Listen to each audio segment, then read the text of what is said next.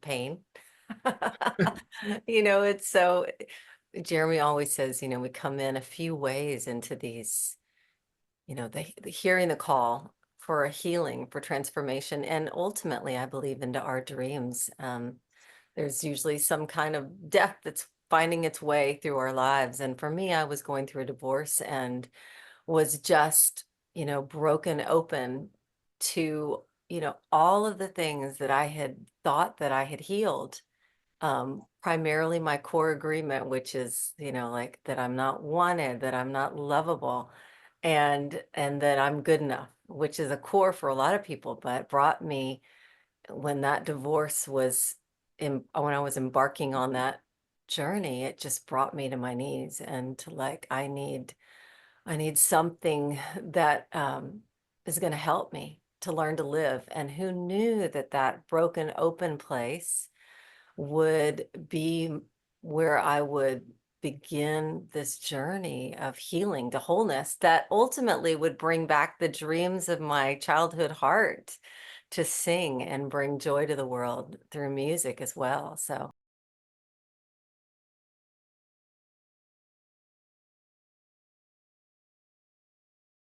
Well, like Steph was just mentioning, I feel like we all come to this work from a couple different places. I've been in this healing arts world for 23 years, and, for many years I heard seeker, seeker, I'm a seeker, I'm a seeker. And it really hit me one day, like, well, I was never a seeker. I really showed up on this path out of kind of necessity. And so we come to this path, I think, from two different point of view, either crisis, which was how I showed up on this path, and I'll explain a little bit more of that in a second. But or people get to we work with a lot of people that are like in their life and they've done life well or okay, and things are good, and they have families or their families are starting to leave, and they're kind of in that empty nester, now what, and so kind of that place of like, well, things are okay, but I don't think this is as good as it gets. And so they know that there's more connection, more love, more freedom to be had. Or they like me, I was in crisis. I did life really well really young. I was 18 going on 30. I had the house, the cars, the jet skis, the successful business. But I also, the second half of that story is I had a $500 a day drug habit because I was not one, I mean, for many reasons, but I was not living an authentic life. And um, wasn't really taught how to do life, how to feel my feelings, how to deal with the pain. I was taught how to medicate that, how to avoid it, how to disassociate. And of course, that drug addiction and those ways that we disassociate work until they don't. And so, really came to this path out of like, tell me how to live or I'm going to die.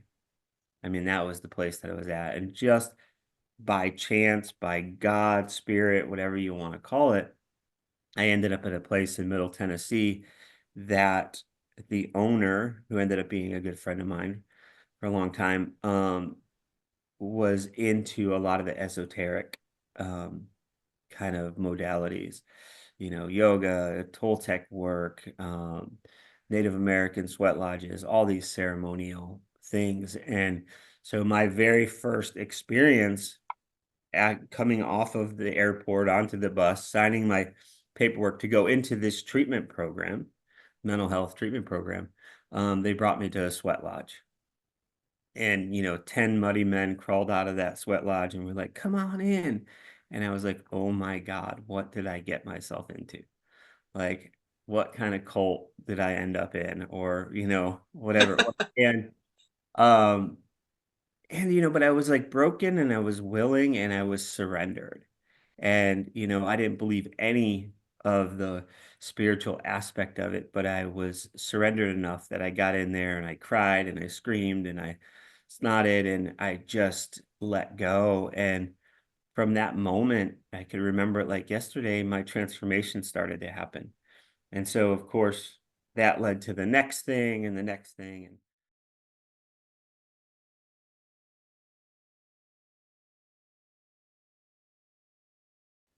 Well, it's a beautiful story just for me and for both of us, but that same person that introduced Jeremy that had that treatment center was actually in Nashville, Tennessee. He was a songwriter 10 years prior to that, and he had hired me randomly. I had been hired to sing a song in a studio, and I met this wild cowboy, sang a song called, would you believe, The Road.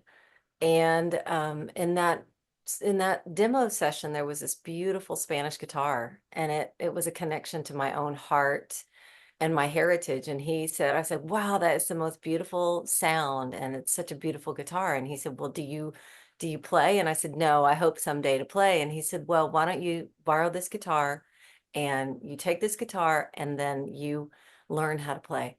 And so I borrowed that guitar.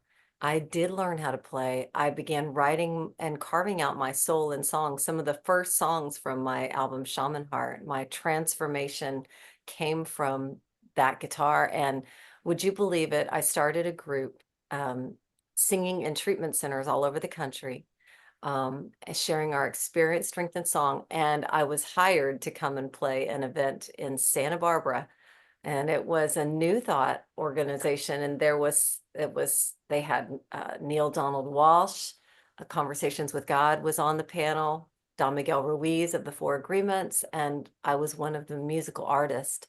And I walked in and I opened the pamphlet, and would you believe, the same guy who had hired me to sing on the road and let me borrow this guitar was the creator of this event in Santa Barbara 10 years later. So Jeremy was there. I heard his name, but I didn't meet him because it was a big event. And I was just like, oh my gosh, I can't believe it. So in that meeting, he said to me, listen, I'm a part of the Toltec Dreamers. We're, with Miguel Ruiz, we're, creating a new dream of life. And I've created and am creating this a place in Teotihuacan, this power place on the planet, this vortex of energy. We're creating the dreaming house. So we're all going there in 2 weeks. You've got to come. And in my mind, this is the beginning of my mind's crash and burn. It was like, there's no way. I don't have the time. I don't have the money. There's no way. 2 weeks. But my body was like, I have to go. It was non-negotiable. I have to go. And so I went home to my then husband. I said, I have to go. He said, you can't. I said, I'm going. I did. And I took that journey, that first journey of death and rebirth down the Avenue of the Dead, climbing to the Pyramid of the Sun. And something began to just rock me and awaken me. And so that was the beginning. And, that was now 20 years ago. And yeah, so it is an honor and a privilege to walk with people on these journeys that we have created and hold, and to witness them fall apart and come together and be reassembled in the mystery and the mastery of who they were born to be. It happens every single time.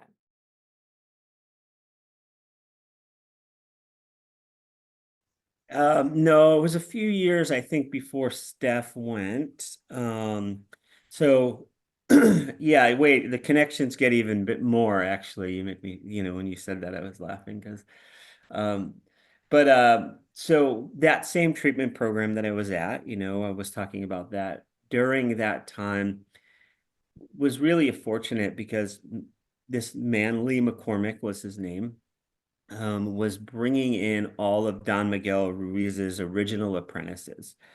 So it was Heather Asher Mara, who went on to write, the Warrior Warrior Master. Goddess book series. It was Rita Rivera. It was Sherry Rosenthal, who wrote Idiot's Guide to Toltec Wisdom, and a bunch of other books, like all of the original apprentices. And they were coming in every other weekend to this treatment program and doing weekend workshops. And so I was exposed to all these masters, that were, either becoming the masters that they are today or already in their mastery, and and all those different perspectives. And they were just so full of life and love and joy and playfulness, and it was very attractive. And so my teachers were one of the first teachers I was exposed to. Ted and Peggy Race were one of Miguel's original apprentices. They had their journey. All the teachers were taking this 5-day pilgrimage, you could say, to Teotihuacan, which is in Mexico, where the Pyramid of the Sun and Moon is. And Miguel had went there a few years before and really opened up the vortex of this pathway of transformation that Steph was talking about. And so they invited me to come, and I think I was probably maybe 10 weeks on a spiritual path at all. Like I had no, when I showed up at, I had no sense of spirituality at all. Um, I use the joke all the time. My sister had done Reiki and we thought she was the weird one in the family. Like none, and so I showed up at this place, Teotihuacan, Mexico, just because I was attracted to these people who really just loved me for me. It was like I didn't have to be anybody or do anything, which was huge because, my story of, people pleasing and codependency and addiction and all that, it was like refreshing to not have to be something. And and so I showed up there and we did this pilgrimage through the week, and it was weird. I mean, these people were weird doing ceremony and you know um talking in tongues, we could say, or just flopping around like fish or whatever, like when people have these ceremonial experiences. And I got to the end of it, and I remember looking at the group and I said to the group, I said, wow, you all are so weird, and I love it, and I love it, I like it. um, and that was kind of the start of my relationship with Teo. And I fell in love with Teo, but I fell in love with the experience that happens when a group of people come together like that. And so I found myself with multiple teachers. I think I went to Teo 5 times that next year.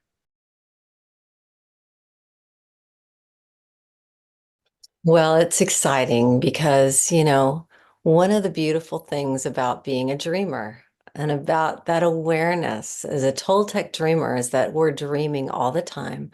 We realize that our thoughts and our mirrors are manifesting all the time. They're whatever we're thinking. And so when we become aware that we have the power to gain the awareness to clean and clear those filters, those dreams, some of them that are getting in the way of the ultimate dream coming through. When we realize that we can do that, it is game on. And that is the game on about the Toltec medicine wheel of transformation.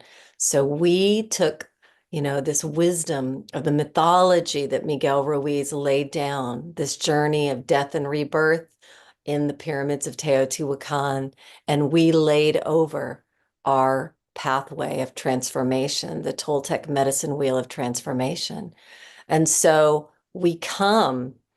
every person comes at some kind of crossroads. Something's ready to shift, along with some awareness within ourselves that we are going to transform those stories and agreements and beliefs that have kept us from living our dream into living it. And so we come with that empowered knowing, and then we lay our thoughts, these limitations, this say mine is I'm not wanted or lovable. This is, I have lived every day has been my dream that I've created all around me with this experience of not feeling loved. I bring that to this giant altar, this power place with the intent of my heart that I want to know my love.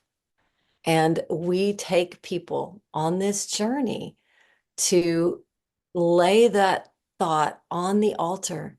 And it is quite literally day after day transformed. We transform into the love that we are, right? It just works when we bring our intent, which is energy, and we lay it on an altar and an experience. When we speak it, when we cast that spell of longing on that powerful altar of living, it is inevitable that it's going to be transformed.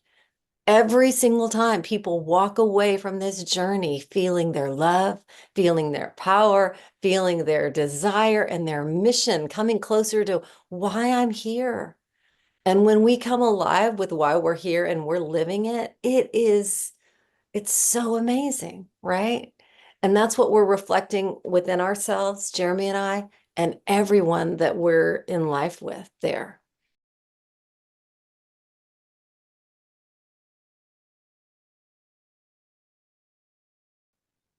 Well, yeah, it is. Thank you, Steph, for sharing what you're staring. And it is, I mean, it is the Toltec medicine wheel of transformation is kind of the combined 40 years or 45 years, 50 years at this point of Steph and I's wisdom. And it's a blend of Toltec, it's a blend of all the different, Native American Toltec, Buddhism, yoga, years of being in the holistic arts. And what we did is we laid down a portal. And what I mean by a portal is a map of transformation that people can follow along with, both from an intellectual place as well as each of those teachings within the wheel, right?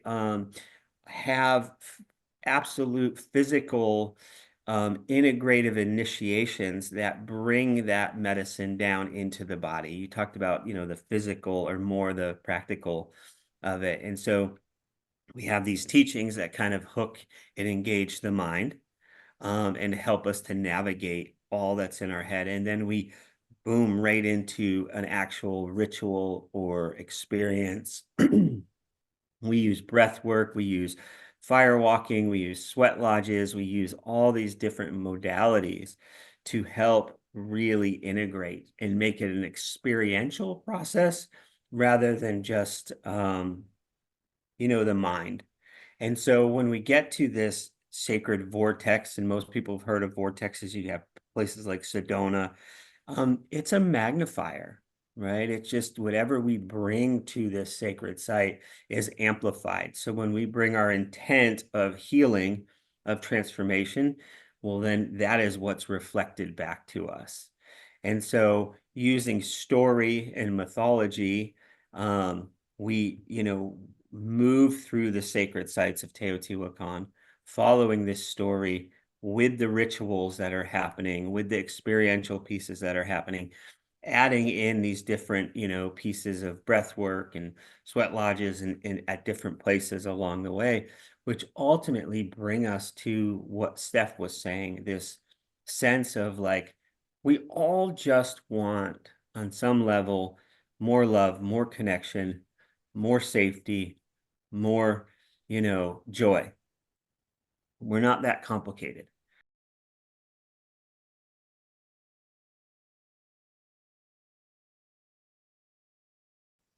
I just want to share just my gratitude to life, to all of just, I feel so um, blessed, lucky that I got born into this time and that it's all worked out the way it has. That, I've told people that the first 40 years of my life, I was, how can I get out of here? I really had this like longing to not be here because I didn't know how to live.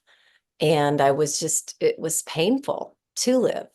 And so I feel so lucky that these ways have come through us to share, because I know that other people come to crossroads in their life, these moments of wondering and not knowing how. And so I feel so blessed that we've been led to create and share this pathway that quite literally just, you know, turns, as we say, turns those pains, those wounds, those experience into wisdom, into the medicine, into passion, into purpose, into living. And that, we're part of this amazing time on the planet where people are waking up, all these great dreamers from Miguel to that are understanding the law of attraction, and that there are ways real world ways to be able to learn how to live in this world in a really juicy, meaningful, joyful way. Um, so I feel so blessed that we get to be a part of that ourselves, to share that together, and then to share that with other people and be their witness. It's, it's wonderful.